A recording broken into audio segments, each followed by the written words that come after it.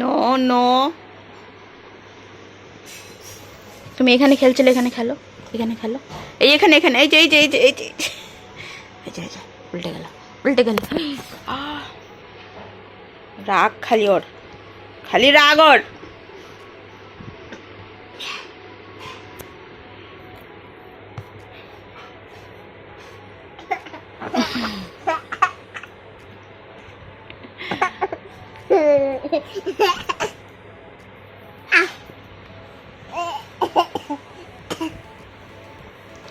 এদেখ এদেখ এদেখ কি, এদেখ কি,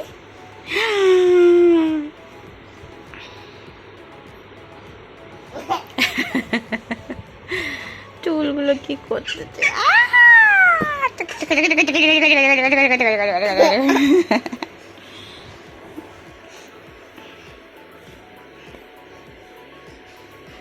গরমের মধ্যে ই দেখা যাচ্ছে, টিথ ই।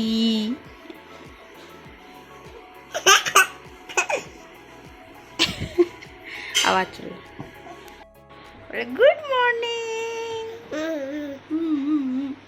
গুড মর্নিং সবাই। হ্যাঁ গুড মর্নিং। হ্যাঁ এই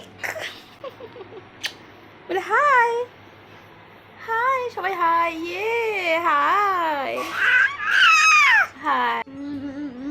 গুড মর্নিং সবাইকে।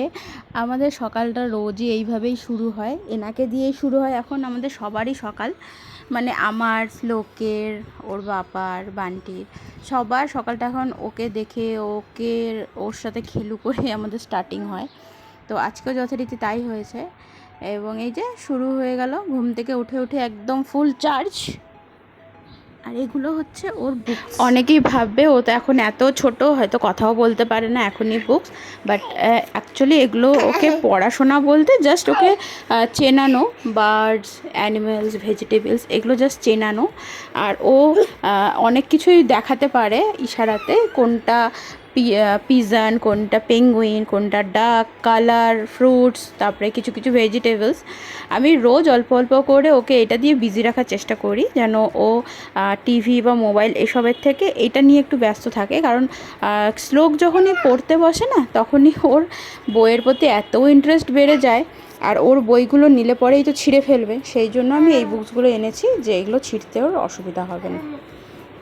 আর বইগুলো খুবই ভালো, শক্ত আর খুব মজবুত, ছেড়ে না সহজে। অ্যাটলিস্ট বাচ্চারা ছিঁড়তে পারবে না, ওদের শেখাও হবে, মানে অ্যাটলিস্ট ওরা দেখাতে পারে, বুঝতে পারে, চিনতে পারে। এগুলোকে পড়াশোনা না, জাস্ট ফান হিসাবে আমরা ওকে ইন্ট্রোডিউস করাই, আর কিছুই না।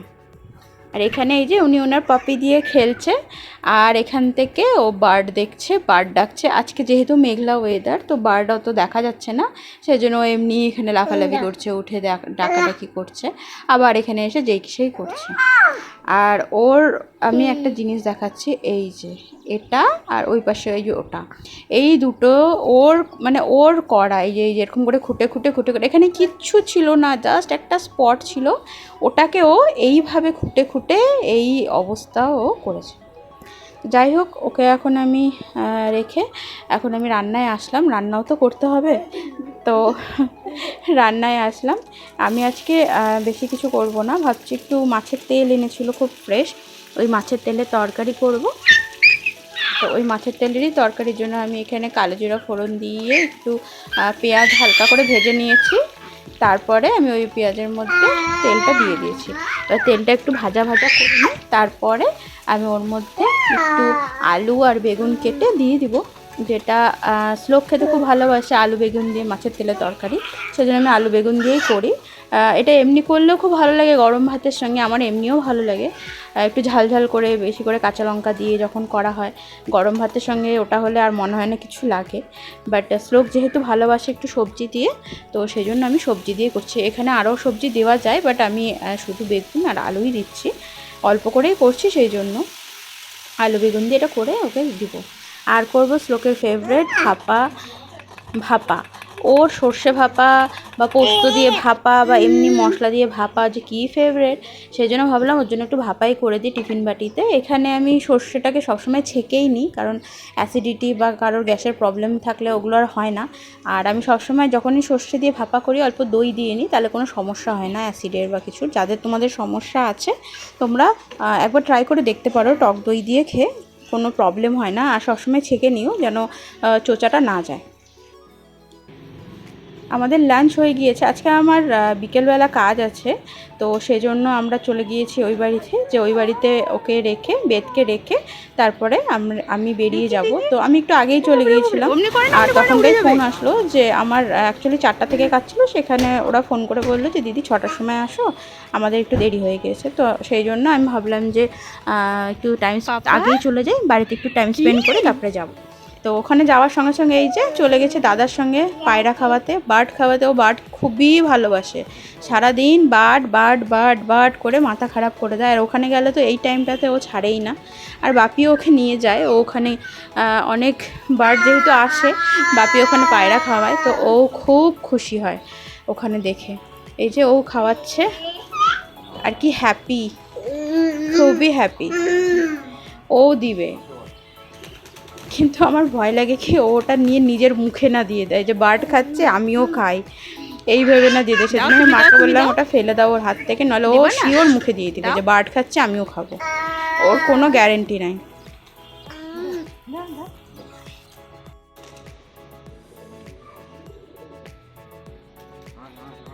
ভয় পাবে ও, এমন করে ডাকছে বার্ডগুলো বেচারা ভয়ে উড়েই যাচ্ছে।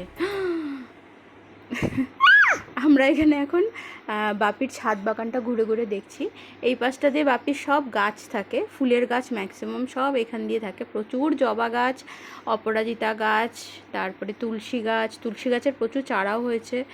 আর বাদ বাকি যত আছে ভ্যারাইটিস সব গাছ, পুদিনা পাতা, লঙ্কা চারা এখানে বুনেছে। বাপি এইসব নিয়ে থাকতে খুব ভালোবাসে এখন।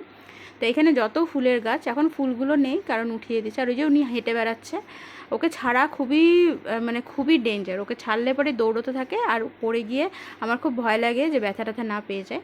আর এই পাশেও কিছু আছে গাছের ফলের গাছ। আর এখানে হচ্ছে সব লঙ্কা গাছ ম্যাক্সিমাম। এটা হচ্ছে ডললে, এগুলো অরিজিনাল ডললে, মানে দার্জিলিংয়ে যেটা অরিজিনাল ডললে হয় সেটা। আমাদের বাড়িতে একজন ভাড়া থাকেন দাদা, তো ওই দাদাটাই এনে দিয়েছিল। তো ওই গাছ থেকে, ওই একটা চারা থেকে মানে এত গাছ হয়েছে, প্রচুর লঙ্কা হয়। ইভেন আমার বাড়িতেও আছে ডলের চারা, এই গাছ থেকেই চারা করে তারপরে প্রচুর হয়। আর এগুলো তো জানোই প্রচণ্ড ঝাল হয়, একটা তরকারিতে যারা একটু কম ঝাল খায় একটা লঙ্কা দিলে আর কিছু চাই না। আর এটা হচ্ছে আরেকটা ভ্যারাইটিস, এটা এই লঙ্কাগুলো খুব ঝাল হয়, আর এই লঙ্কাগুলো ওর থেকে অবশ্যই কম। আর এখানে আছে লেবু গাছ, এটা গন্ধরাজ, আর ওটা হচ্ছে বোধহয় পাতি লেবুর গাছ। তো দুটো লেবু গাছ। আর এই যে প্যাকিং প্যাকিং করে ঘুরে বেড়াচ্ছে। আজকে এইটুকুনি। তোমাদের যদি আমাদের ভিডিও ভালো লেগে থাকে প্লিজ শেয়ার করো, লাইক করো, সাবস্ক্রাইব করো। Thank you.